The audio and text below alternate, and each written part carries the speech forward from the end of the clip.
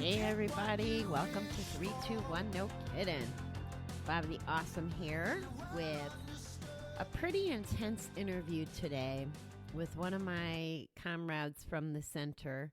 Her name is Michelle, and we're going to get started here just a minute.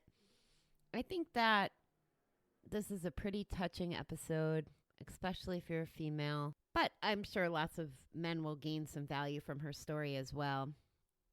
I want to just kind of paint the picture for you. Michelle, if you met her, you would think she's the traditional girl next door. You know, she's the kind of girl that would be in the cubicle next to you at work. So just to kind of give you the lay of the land of what to expect from Michelle. So here we go. Well, hi, Michelle. Welcome to 321 No Kiddin'. Thank you for having me. Oh, I'm very excited about this interview. It's long overdue. I agree. So you're one of my friends from the center, and your story is very interesting for a lot of reasons. The female aspect and then some of your history.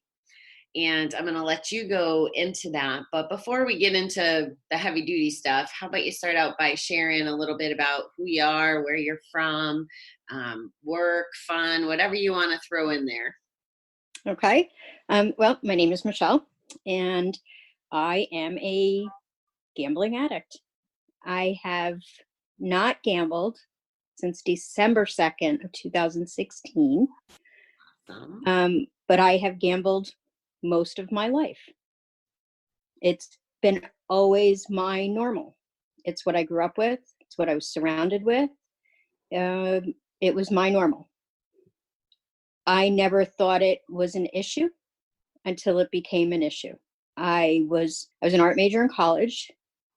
I wound up working in retail and accounting for a number of years to help support my family, and got away from my art for a really long time, but was working in marketing after retail. So I was surrounded by creativity, but none of my own, other people's creativity. Had some life issues happen, and that's when I started to really go off the rails. Do you want to talk about some of those life issues?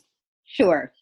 I was married in 1996. My husband died very suddenly in 2002. He was 39 when he died. No, he was 37 when he died. I was 39 when he died. He's always had some health issues, but I didn't think this was going to happen so suddenly, so quickly, and the way that it did happen.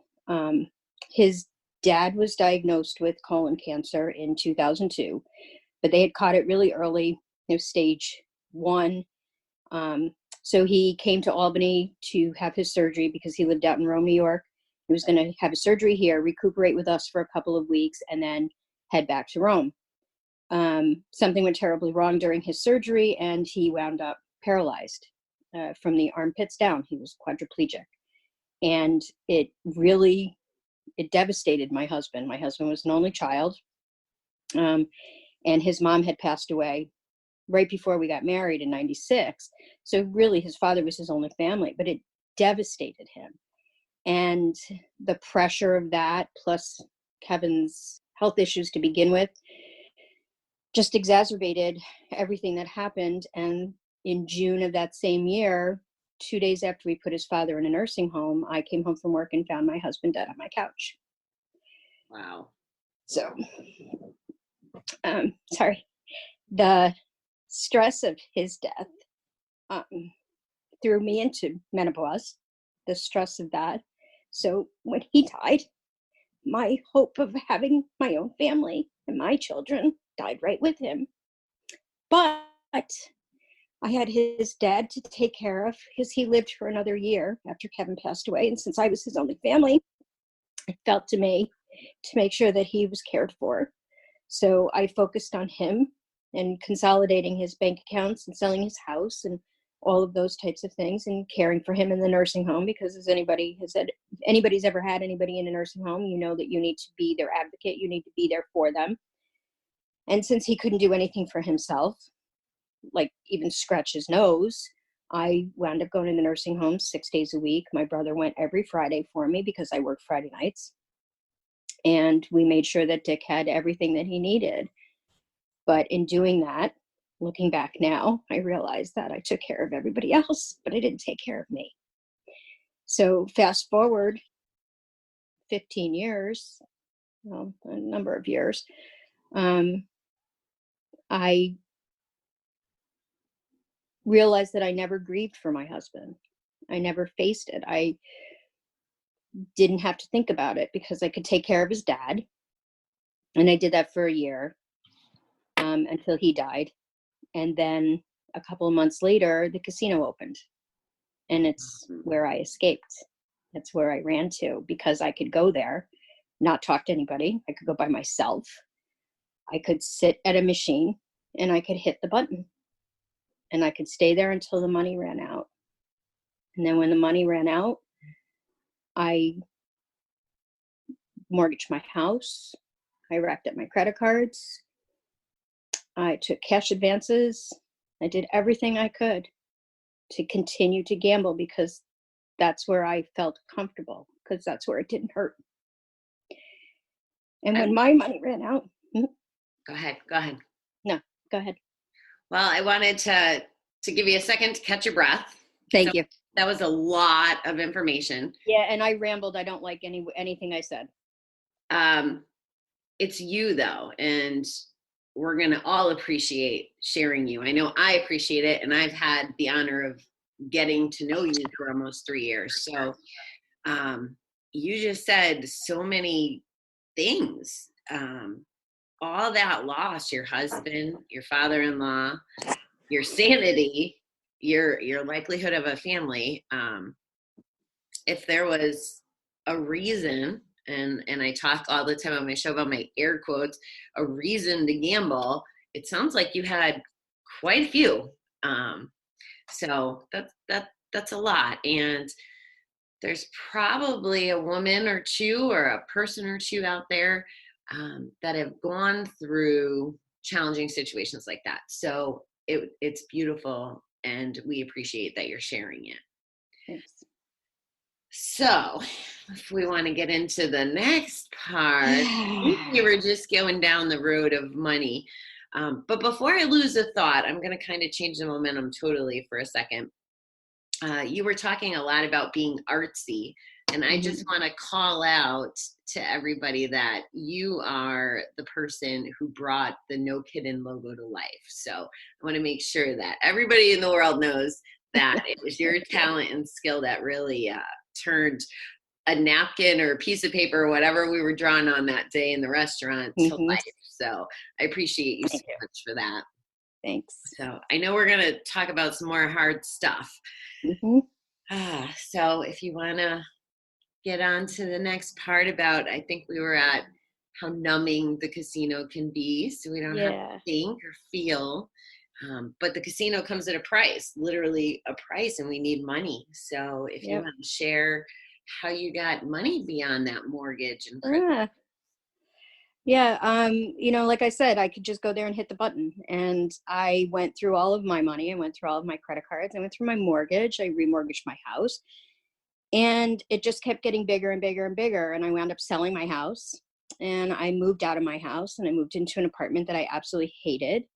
And I was miserable, pissed, angry at myself, but never related any of it to gambling. I blamed it all on circumstances. The death of my husband, my father-in-law, I'm not having kids, all of those things. I blamed it all on that, but it had nothing to do with gambling. Of course, that's not the reason that this was all happening. So I moved into this ridiculously overpriced apartment, where I was miserable, and did that for almost a year. Wound up having to move out of that apartment because now I've blown through all of the profit I made from the selling of my house. And now I can't afford this ridiculously overpriced apartment. So I moved in with my mother, which was really pretty humbling at my age to move in with my, at that point, 70-something-year-old mother. Decided I wasn't dating anybody. It was just by myself. And I was still gambling. But of course, again, that was not the reason for any of these problems. That was that that was my reward. It wasn't the cause of anything. That was my reward because of all these things I had to go through. I met a really nice man, and we moved in together. I got to move out of my mom's apartment. We started a life together. I wasn't gambling at that point.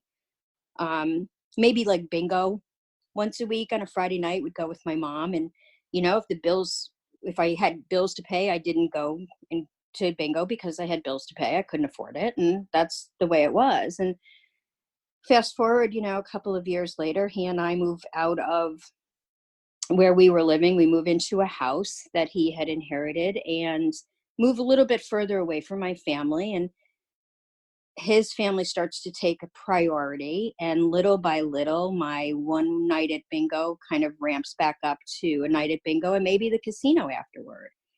And maybe now we're going to go on Friday nights, but maybe now on Wednesday nights because they have bingo on Wednesday nights. So then we'll do bingo and then go to the casino after bingo on Wednesday night. And maybe we're going to start to go on Sunday afternoons too. And then bingo kind of fell by the wayside, and it just started being the casino definitely every Friday night because that was my reward. And then maybe on Wednesday night when I was supposedly at my mom's, but I was really at the casino. So then I started to lie to him. But it was okay because I still deserved it because of everything I had gone through, right? I mean, I was entitled. I deserved that.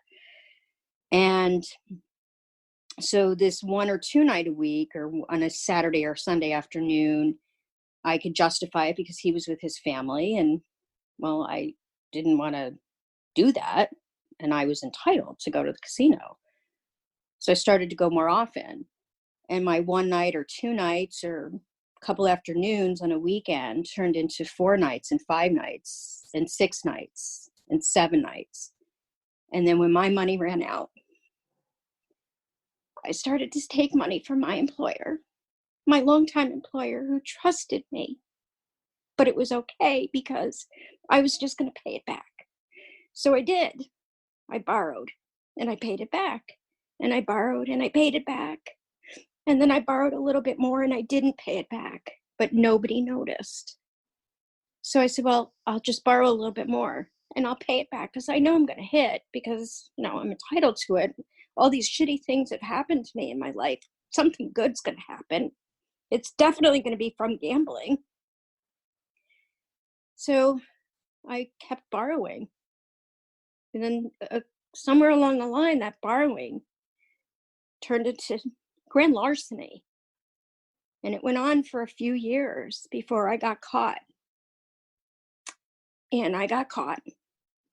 And I paid the price for that. I was accused of grand larceny and I got caught in June of 16. I was never fully charged until December of 16, where I was arrested.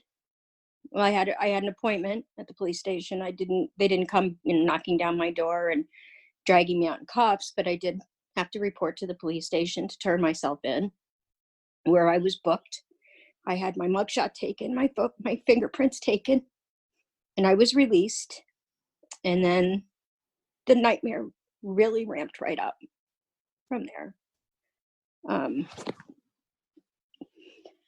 I spent a year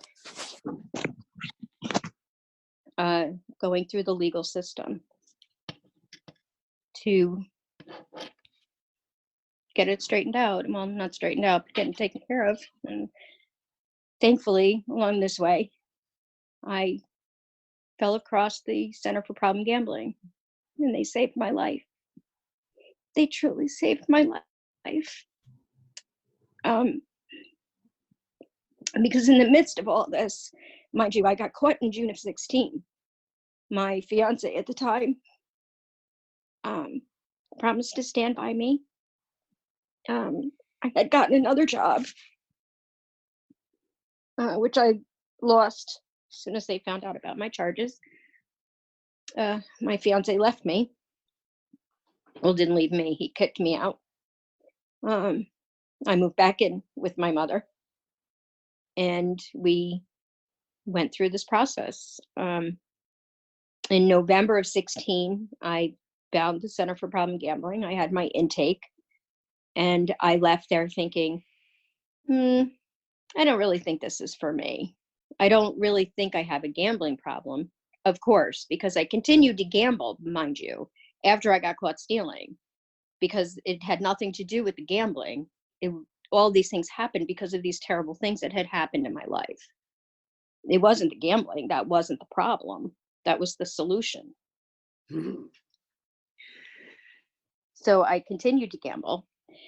I went to the center for my intake on November 21st of 2016 and left there and drove right to the casino and called my fiance, now ex-fiance, and said, yeah, this is taking a little bit longer than I thought, so I'm going to be here for a couple more hours. Wow. And then went home and bold-faced lied to him because it had nothing to do with the gambling. We talk a lot at the center. I just kind of want to call out a point. We're preached to about our brain and the addiction playing tricks on ourselves. So it's interesting to me that you keep saying it wasn't the gambling, and in the background, it's just trying to take everything away from you. And it did. It stole my soul. Yeah. It stole my soul. So I muddled through the legal system. Well, anyway, I did go back to the center. I got a phone call from Yolanda it was in December. It was early December. Or it was right before, it was the last day that I gambled, I think. I can't remember exactly the date, but she said, just come in and talk to me and it will help you. Please just come back. We'll talk to you. And there was something in her voice that I couldn't say no. And I'm so grateful because she saved my life. The weekend before she called, I sat at my mother's coffee table while she was out of the house. And I pulled out all of her medications from her cabinet.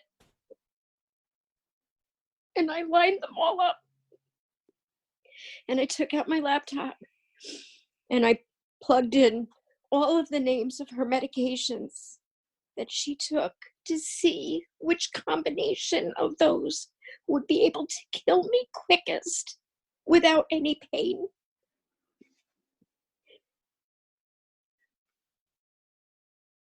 Thankfully, I didn't have the opportunity because she came home before I had the chance to do anything. And Yolanda called the next day and she saved my life. The Center for Problem Gambling saved my life. The counselors and the clients there saved me.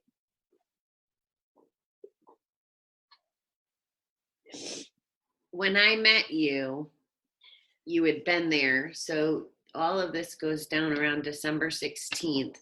And I come into the rooms May of 17. So you're 6 months ahead of me in a sense in the program at the center. And my impression of you is you're like the poster child. and the reason why is you did some very purposeful things in your recovery. And I'd like you to share how that evolved at the center and what a good example you were. I'd like you to talk about when you were job looking. I would like you to speak to your attendance at meetings and just kind of share that turning point and what started to happen once you, I think, surrendered. I think you're talking about surrender when you talk about Yolanda. Completely. Yeah, I went to see Yolanda that day. And as I said, the last day I gambled was December 2nd of 2016. And I think it was that December 2nd was probably a couple of days before I saw her. And she told me to do three things. She said, You will meet with me every Monday. You will go to 3 meetings a week, and you will stop gambling. So that's what I did. Because at that point, I didn't know what else to do. So I needed somebody to tell me what to do. So she did. And that's what I did. I followed all directions. And so I did. For a full year, I went to 3 meetings, almost a full year, a couple days shy. I went to 3 meetings a week. I saw Yolanda every week, and I didn't gamble. And I also saw a counselor, a therapist, to kind of help me deal with the grief and things that I hadn't faced in a number of 15 years. Mind you, my husband died in 2002, so it was 15 years later. Now I'm finally facing that and what devastating effects it had on me that I didn't see or want to see. Can I pause you? I'm sorry. Yep. I keep interrupting. Nope. You're just putting so much great content out there. When you just said going to the counselor and working on all this past stuff and this grief, that's one of the values and beliefs that I've just really developed the last few years. That if we don't fix what was broken on the inside, or heal, or look at that stuff, you said it in sarcastic truth, that gambling wasn't the problem. And I'm a believer that that's probably most gamblers' truth, most addicts' truth, something we don't want to deal with, that we're trying to numb and run away from. And I think that not the only way, but to move forward in our recovery, we have to start addressing those things. And that's why I think, like, we had a grief counselor and inpatient, and, we have educators and stuff at the center. And that's why we have the one-on-one therapy. So it's just such a big point that it's almost like until we go backwards, we can't go forwards. That's so true. The very first meeting I had with the therapist, she said to me, tell me a little bit about it. And she said, are you married? And I said, well, I'm widowed. She said, I'm so sorry. How long ago did your husband die? And I said, oh my God, it was 15 years ago. It's fine. I literally shoved it away because it was so long ago. It didn't matter anymore, but it really did matter. Right. It was crucial. Yeah. But I didn't see that. How could you? How could anybody? Didn't know. Who knew? Yeah. I certainly didn't know. And for me, gambling was such a normal part of my growing up that it couldn't be a problem, because I could control it. Certainly it wasn't. Gambling is normal. My father was an alcoholic. He was recovered, thank God, for the last 8 years of his life. We had a really wonderful relationship with him. But he was also a gambling addict. I don't drink because I didn't ever want to become an alcoholic. But I didn't not gamble because I didn't want to be a gambling addict. That's not a real thing. Yeah, you gamble too much, you lose, your cable money, but, that's not a real thing. It's so normal. It's so normal. It's part of work. It's part of everything. Everyday life. It's part of going into Stewart's for milk. It's everywhere. You're absolutely right. It's like a villain in disguise, kind of like it's invisible, but it's always there. That's exactly right. Wow. Exactly right. So 3 meetings a week, that sounds like a pain in the ass. Absolutely not. It saved my life. I loved it. Every minute of it. It never, and it was funny because it was the one thing, I kept saying, oh, thank God I have a meeting tonight. It was wonderful, and at first I couldn't even hold my head up. And now most of the time people are like, oh God, I wish she'd just shut up sometimes, I'm sure. But, too bad. But it saved me. And it certainly helped me become stronger because I needed it for what was coming next. Part 2 of Michelle's story will be released next week. But there was so much to absorb in this one. I thought that it was important that we take a minute to digest some of the very valid scary points that Michelle makes in telling her story. And those include, thinking that gambling isn't an addiction. It's a normal way of life. And that entitlement that she spoke about. I deserve this. I deserve this. And I know for me that was exactly what I was thinking. I wasn't rich growing up. So when I went to the casino, it was because I deserved it. I made that money. So that, and how oblivious we are. She mentions that even though her father was an alcoholic, that was the obvious one. And that's the point of why we're here, folks, because the alcohol is just as prevalent and in your face as the gambling. Like, it's no different if, her father was going to the casino or racing horses or whatever his gambling was. It's literally just as visible as a can of beer or a bottle of vodka. But as society as a whole, and I'm not going to put us all in a box, but so many people just don't know. And that's why on the first episode, I asked you guys to look at all the gambling pieces. Just today, I got a thing in the messenger. Some lady's trying to sell me something. Oh, do you want your chance to win? Blah, blah, blah. No, I can't have a chance to win. So I told her, I'm a gambler. Can't do this. I hope I educated her. Probably not. I didn't write a love letter or tell her to listen to the show. Anyway, the other point I just want to drive home about both what Michelle said about why I'm the person I am today and why I'm doing this show. The Center for Problem Gambling changes lives. Like, changes lives. Michelle's telling you that. The problem is we don't have them everywhere. They're not duplicated across the region, across the world. There's 6 continents listening to the show now. And I can't even remember how many countries. Unfortunately, there's only one Center for Problem Gambling. And I'm fortunate enough to have it within my reach. And the best I can do today is to share it with you by bringing you some of my peers and some of the things that we learn at the center. So I hope that this is working. The quote I picked out for today's show, I think, captures what we know so far of Michelle's story. And it's by Dr. Michelle Benston of Hope Prevails. And she says, when the world says give up, hope whispers, try it one more time. I know I'm happy that Michelle found hope in Yolanda's phone call. I'm so grateful to know her. We will continue this next week, and I appreciate all you beautiful people. I know this was emotional. It was emotional even just to get it set up to publish.